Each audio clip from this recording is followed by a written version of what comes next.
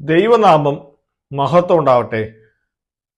നമ്മൾ ചില വീഡിയോകൾ കാണുമ്പോൾ നമുക്ക് പലതും നാം നേരത്തെ കേട്ട പല കാര്യങ്ങളും മാറി ചിന്തിക്കാൻ നമുക്ക് തോന്നും.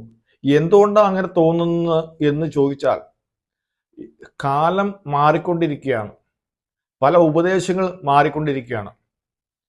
നാം ഒരു 20 വർഷം മുമ്പ് നാം എന്താണോ ശീലിച്ചിരിക്കുന്നത്, എന്താണോ നാം നാം അനുസരിച്ചിരിക്കുന്നത്, ആ രീതികളെല്ലാം മാറിക്കൊണ്ടിരിക്കുന്നു.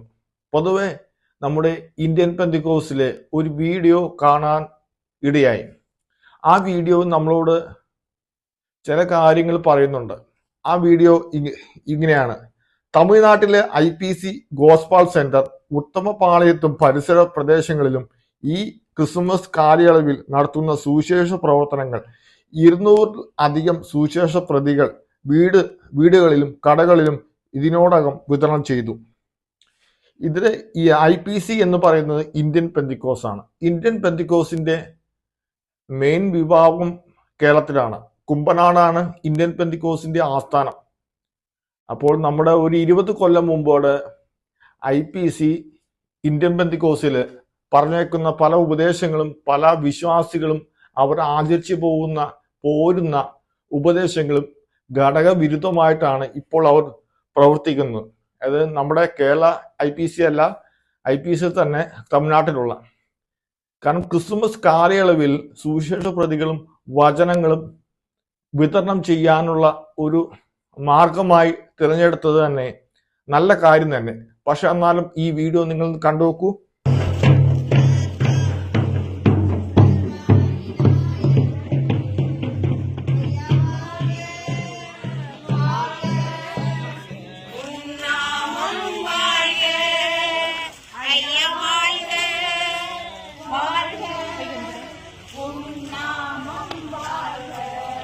നമ്മൾ ഈ വീഡിയോ കാണുന്നത് തന്നെ സുവിശേഷം പ്രചരിപ്പിക്കുന്ന ഒരു വീഡിയോ തന്നെ ഇവർ അവകാശപ്പെടുന്നുണ്ട്.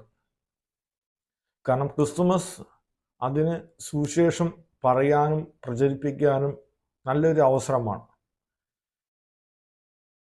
പെന്തക്കോസ് വിശ്വാസികളുടെ മെയിനായിട്ടുള്ള ഒരു പ്രധാനപ്പെട്ട ജോലി തന്നെ സുവിശേഷം, ദൈവവചനം മറ്റവരോട് സംസാരിക്കുന്ന ആളുകൾ എന്നാണ് അവർ പറയപ്പെടുന്നത്. പക്ഷെ ഈ IPC ഇന്ത്യൻ പെന്തക്കോസിൽ 20 വർഷം മുമ്പ്, 20 വർഷം തന്നെ എൻ്റെ ഒരു ബന്ധത്തിലുള്ള ഒരു ആൻറ്റി, അവർ IPC ആണ്. അവരോടൊക്കെ അന്നേരം പറഞ്ഞേക്കുന്ന കാര്യം, അവരോടൊന്നും ക്രിസ്മസ് ആഘോഷിക്കരുത്, ക്രിസ്മസിന് വിലക്കുള്ള ഒരു സഭയായിരുന്നു ഇന്ത്യൻ പെന്തക്കോസ്. ഇന്ന് കാലം മാറി, ഇന്ന് സുവിശേഷം പ്രചരിപ്പിക്കുന്നു എന്ന തരത്തിലേക്ക് അവർ പോകുന്നു. അവർ ആ അവസരം ഉപയോഗിക്കുന്നു. ആ അവസരത്തിൽ തന്നെ കാലം മാറി പഴയ ആ രീതികൾ, സാന്താക്ലോസ് അതുപോലെ പല രീതികളും അവരെ സുവിശേഷ പ്രചരണ വേലകളിൽ അല്ലെങ്കിൽ ആ റാലികളിൽ കണ്ടുവരുന്നത് സാധാരണമായിരിക്കുന്നു. കാരണം കേരളത്തിൽ മാത്രമേ ഉള്ളൂ ഇങ്ങനത്തെ ഉപദേശങ്ങൾ.